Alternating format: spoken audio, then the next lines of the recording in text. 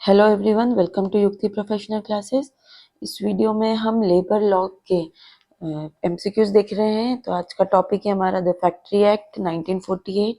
अगर आपने मेरे चैनल को सब्सक्राइब नहीं किया है तो मेरे चैनल को सब्सक्राइब शेयर लाइक जरूर करिए। चलिए स्टार्ट करते हैं।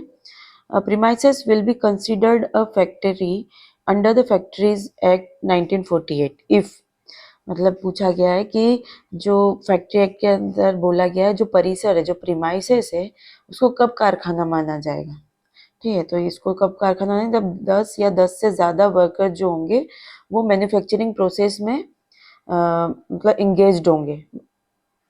तो 10 या 10 or more workers are engage in manufacturing process with the aid of power, है ना। तो बिजली की सहायता में लगे हुए ऐसी प्रोसेसिंग हो, मैन्युफैक्चरिंग प्रोसेसिंग हो, उसमें इंगेज्ड हो 10 या 10 से ज़्यादा। तो ये ध्यान रखिएगा, 10 या 10 से ज़्यादा वर्कर हो और वो मैन्युफैक्चरिंग प्रोसेस में लगी है जिसमें पावर की क्या यूज़ किया जा रहा है, ऐसी प्रोसेस है। तो वो वहाँ पर वो प्रीमाइसेस, वो एरिया जो होगा वो प्रीमाइसेस होगा। इसका जो डिफाइन किया गया है सेक्शन 2 एम में बोला गया है कि if 10 or more workers are engaged in a manufacturing process with the aid of power or 20 or more workers are engaged in the manufacturing process without power. तो ये ध्यान रखिएगा, अगर पावर यूज हो रहा है तो 10 या 10 से ज़्यादा वर्कर होना चाहिए, और पावर यूज नहीं हो रहा है तो 20 या 20 से ज़्यादा वर्कर होंगे। Then the premises will be considered a factory, तब वो प्रीमाइसेस जो होगा वो फैक्ट्री कंसिडर होगा। However, mines, railway, hotels, restaurant and mobile units of the armed forces are exclude from the definition। तो ये जो है यूनिट्स वगैरह ये एक्सक्लूड हो जाएगा, तो इसे एक्सक्लूड कर देंगे। नेक्स्ट है which of the following is not considered a factory under factory act 1948। तो इसमें किसको कारखाना में नहीं माना जाएगा। तो अ mine operating under the mines act. ठीक है, तो ये यहाँ पे हमने, क्योंकि 2M में डेफिनेशन जब हम देख रहे थे एक्सप्लेनेशन, तो उसमें हमने देखा है कि ये चीज़ें नहीं आएगी। ठीक है, तो सेक्शन 2M में ही इसको डिफाइन किया है, देख चुके हैं। Under the factory act while calculating the number of workers in the factory which factor should be consider. तो जब अगर वर्कर्स को की काउंटिंग कर रहे हैं, उनकी कैलकुलेटिंग कर रहे हैं, तो क्या चीज़ों को ध्यान में रखा जाएगा। तो workers from different groups and shift should be counted together. तो अलग अलग समूह और जो उनके जो शिफ्ट वगैरह हैं, उनके सब श्रमिकों को एक साथ ही गिना जाना चाहिए। ठीक है, उनको मतलब काउंट करेंगे एक साथ। एक्सप्लेनेशन 1 ऑफ सेक्शन 2M में बोला है state that while computing the number of workers in factory. अगर किसी फैक्ट्री में किसी वर्कर्स के नंबर को काउंट किया जा रहा है, all workers working in different shift, अलग अलग शिफ्ट में काम कर रहे हैं, and groups should be counted together, और अलग अलग ग्रुप में काउंट कर रहे हैं काम, तो वो सभी को काउंट किया जाएगा। This ensures that a factory is correctly classified based on total work force engage in manufacturing. तो इससे ये कि टोटल वर्क फोर्स कितना काम कर रहा है। तो ऐसा नहीं कि एक शिफ्ट में के मेंबर्स को काउंट करेंगे, वर्कर्स को काउंट करेंगे, नहीं। जो हमें 10 या 20 जो काउंट करना है वो सभी शिफ्ट के लेकर सबको काउंट करना होगा। चलिए नेक्स्ट है which of the following statement is true regarding a factory with computer unit but no manufacturing process, है ना। तो ये पूछा गया है कि कोई कंप्यूटर यूनिट है उसकी, लेकिन उसकी कोई मैन्युफैक्चरिंग प्रोसेस नहीं हो रही है, तो वो क्या कारखाने के संबंध में सत्य है, क्या चीज़ उसके लिए राइट होगी। तो it will not be considered a factory unless manufacturing process is carried out. तो जब तक मैन्युफैक्चरिंग प्रोसेस नहीं होगी वो फैक्ट्री में काउंट नहीं होगा। तो एक्सप्लेनेशन 2 ऑफ सेक्शन 2M में बोला गया है कि if a premises has only a computer unit, सिर्फ या an electronic data processing unit है, सिर्फ उसके पास कंप्यूटर यूनिट है या फिर डाटा प्रोसेसिंग यूनिट है इलेक्ट्रॉनिकली, तो वो, और लेकिन मैन्युफैक्चरिंग प्रोसेस में नहीं है, तो वो फैक्ट्री में कंसिडर नहीं किया जाएगा। नेक्स्ट है who is considered an adult under the act. अब इसमें एडल्ट की को डिफाइन किया गया है फैक्ट्री एक्ट में, तो किसको कंसिडर किया गया है, तो a person who is 18 years old और मोर। ठीक है, तो according to act an adult is a person who has completed 18 years of age. This means anyone below 18 is not legally considered adult under this act। तो 18 साल के उम्र होना जरूरी, ये सेक्शन 2A में डिफाइन किया गया है। नेक्स्ट है what is the age range of the adolescent under the act. जो किशोर बोला गया है ना, तो किशोर किसको बोला गया है, तो किशोर जिसको बोला जाएगा वो बिटवीन 15 to 18 ईयर्स के बीच के जो है वो एडल्ट 18 साल से ज़्यादा, लेकिन जो एडोलसेंट है, जो किशोर है, वो 15 से 18 साल के में कंसिडर होगा। An adolescent is someone who has completed 15 years but not yet 18 years old. This means any person in age group of 15 to 18 years falls under this category. तो सेक्शन 2B में डिफाइन किया गया है। Up to what age is a person considered a child under the act. Child किसको बोला गया है, up to मतलब अप टू 15 ईयर्स, मतलब 15 साल से कम के जो नीचे आएंगे वो चाइल्ड में आएंगे। तो a child is any person who has not yet completed 15 years of the age। तो सेक्शन सी में ये मतलब सेक्शन 2 सब सेक्शन सी मतलब उसका क्लॉज सी जो है वो यहाँ पे उसका मतलब है। नेक्स्ट है who is recognised as a competent person under the act. Act में कॉम्पिटेंट पर्सन किसको बोला गया है, ठीक है। तो यहाँ पे जो कॉम्पिटेंट पर्सन और institution recognise by the chief inspector. Chief inspector ने जिस पर्सन को या इंस्टीट्यूशन को रिकॉग्नाइज किया है वो इस एक्ट के लिए कॉम्पिटेंट पर्सन कहलाएगा। The competent person is a someone recognised by chief inspector based on qualification, experience, available facilities for conducting inspections and tests in the factory। तो सेक्शन 2CA के तहत ये डिफाइन किया गया है, याद रखिएगा। What is hazardous process under the act, है ना, जो खतरनाक प्रक्रिया है, संकटकारी प्रक्रिया है, वो किसे बोला गया है एक्ट के अंतर्गत। तो a process that can impair workers health और पॉल्यूट द एनवायरनमेंट। ठीक है, तो ऐसी गतिविधियां जहाँ पर क्या होता है कि हेल्थ पर इफेक्ट आ रहा है वर्कर्स के और एनवायरनमेंट पॉल्यूट हो रहा है, तो ऐसी प्रोसेस हजार्डियस प्रोसेस कहलाएगी। Hazardous process refers to industrial activities where raw materials, byproducts or waste can harm workers' health और pollute the environment unless special precautions are taken। जब तक कि special precaution नहीं लिए गए तब तक क्या होगा, वो environment को pollute कर रहा है, वर्कर्स की हेल्थ को कर रहा है, हार्म दे रहा है। मतलब किस चीज़ से, या तो कोई रॉ मटेरियल उसका हार्म दे रहा है या फिर कोई बाई प्रोडक्ट जो बन के मतलब जो मेन प्रोसेस है और उसके साथ कोई और एक्स्ट्रा प्रोडक्ट बन के निकल रहा है ना, तो वहाँ पे बाई प्रोडक्ट वो और वेस्ट अगर कोई निकल रहा है तो इसके कारण क्या हो रहा है कि हेल्थ पर इफेक्ट आ रहा है। The state government can modify the first schedule of such industries bye issuing notification the official gazette. Official gazette में वो नोटिफिकेशन के द्वारा इसकी वो बदल सकते हैं।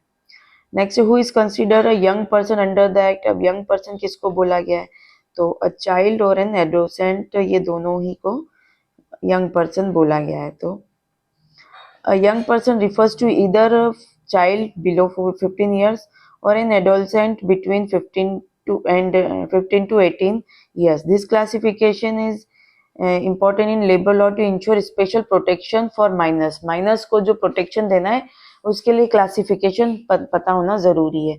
तो सेक्शन 2D में इसको डिफाइन किया गया है।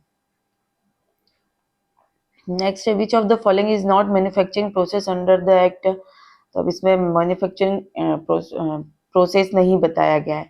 तो जो सेलिंग कर रहे हैं गुड्स इन अ शॉप, ये मैन्युफैक्चरिंग प्रोसेस नहीं होगी। बाकी प्रिंटिंग बुक्स, ठीक है, washing clothes in a factory, pumping water, ये इसमें इंक्लूड कर लिया जाएगा। The definition of manufacturing process includes making, altering, finishing, repairing, packing, generating power, printing and cold storage, but it is not, does not include selling goods। Goods अगर आप sold कर रहे हो शॉप से तो वो नहीं आएगा। बाकी ये सारी जो प्रोसेस होती है जिसमें बनाया जा रहा, अल्टर किया जा रहा, फिनिशिंग दी जा रही, रिपेयरिंग की जा रही, पैकिंग कर रहे हैं, ठीक है, पावर जनरेट कर रहे, प्रिंटिंग कर रहे, कोल्ड स्टोरेज, ये सब मैन्युफैक्चरिंग प्रोसेस में आ जाएगा। ये डिफाइन किया है सेक्शन 2K में। Next, which of the following activities falls under the manufacturing process. ठीक है, तो गैदरिंग एंड ट्रांसमिटिंग पावर, जो पावर के लिए भी हमने देखा था वो। बाकी टीचिंग इन स्कूल नहीं होगा, मैनेजिंग ऑफिस ये भी नहीं होगा, ड्राइविंग अ कार ये भी नहीं होगा। Which of the following is considered a manufacturing process? Binding books, ये मैन्युफैक्चरिंग प्रोसेस हो जाएगा, है ना। तो इसमें जैसे अकॉर्डिंग टू एक प्रिंटिंग प्रिंटिंग बोला गया था, तो प्रिंटिंग में ये सब आ जाएगा। Letter press, lithography, photogravure and book binding are considered manufacturing process because they involve treating or modifying materials for commercial use. Next है, what does hazardous process mean under the Factory Act? तो a process where the special care is required due to health or environmental risk, इसके कारण special care की ज़रूरत है। तो ये जो दिया गया है under the section 2CB of the Factory Act, hazardous process is any industrial process where raw materials, intermediate or finished products, byproducts, waste or influents can harm the health of workers or cause environmental pollution. The state government क्या कर सकती है, first schedule में add कर सकती है, remove कर सकती है इंडस्ट्री के हैजार्डियस कैटेगरी को, ठीक है। नेक्स्ट है, who is defined as a young person? तो जो यंग पर्सन हमने देखा था कि चाइल्ड हो सकता है और एडोलसेंट हो सकता है। नेक्स्ट है, who is considered worker under the factories act 1948? तो वर्कर्स कौन होगा? तो अ पर्सन एम्प्लॉयड डायरेक्टली और through an agency in manufacturing process. तो जो भी मैन्युफैक्चरिंग प्रोसेस में एम्प्लॉयड है, काम कर रहा है सीधे तौर पे या एजेंसी के माध्यम से लगा हुआ है, वो वर्कर्स कहलाएगा, ठीक है। तो सेक्शन 2I में इसको डिफाइन किया गया कि वर्कर क्या होगा, worker is any person employed in manufacturing process. तो सबसे पहले तो ये है कि कोई पर्सन है जो मैन्युफैक्चरिंग प्रोसेस में लगा है डायरेक्टली या इनडायरेक्टली, मतलब थ्रू ये कॉन्ट्रैक्टर के थ्रू लगा है या एजेंसी के through. Even if the worker is not receiving remuneration, भले ही उनको रेमुनरेशन नहीं मिल रहा हो, लेकिन वो मैन्युफैक्चरिंग प्रोसेस में लगे हैं तो वो इसमें आ जाए। It does not include armed force person, है ना। तो ये जो सशस्त्र बलों के सदस्य उसको इंक्लूड नहीं किया है। Who is considered the occupier of the factory under the factories act? तो ऑक्यूपायर किसको बोला गया है?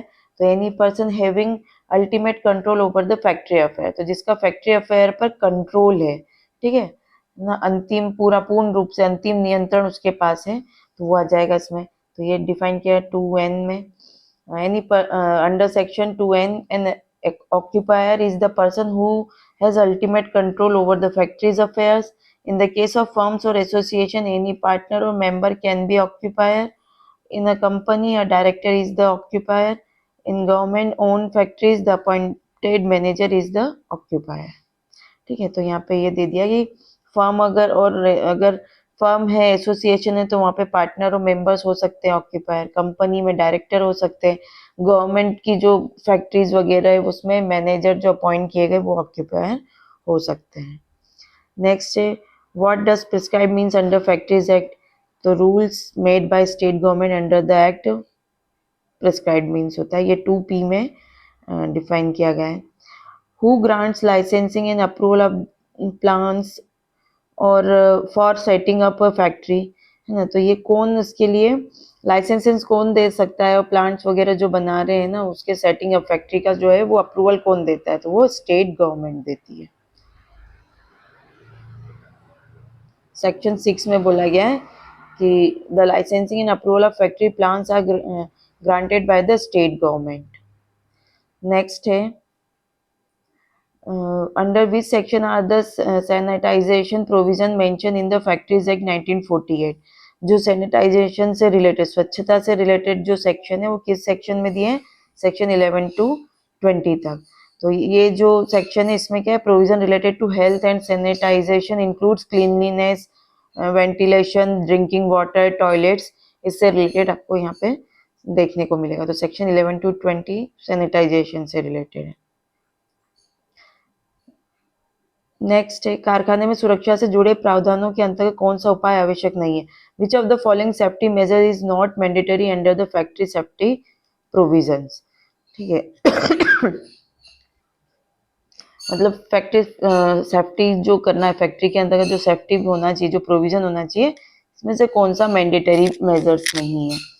ठीक है, तो order to increase production quantity, तो ये इसमें नहीं आएगा। बाकी आ जाएगा प्रॉपर फेंसिंग ऑफ मशीनरी, ये होना चाहिए। Helmets and gloves for workers ये दिया जाना चाहिए, और safety inspection of hoists and lift, hoists और लिफ्ट की सुरक्षा जांच वगैरह ये सब होना चाहिए। तो ये सेक्शन 21 to 41 में इसके बारे में दिया गया। तो section 21 to 41 safety measures includes fencing of machinery, safety checks for the hoists and lifts, protective gears and hazard management. Increasing production is not a safety provision.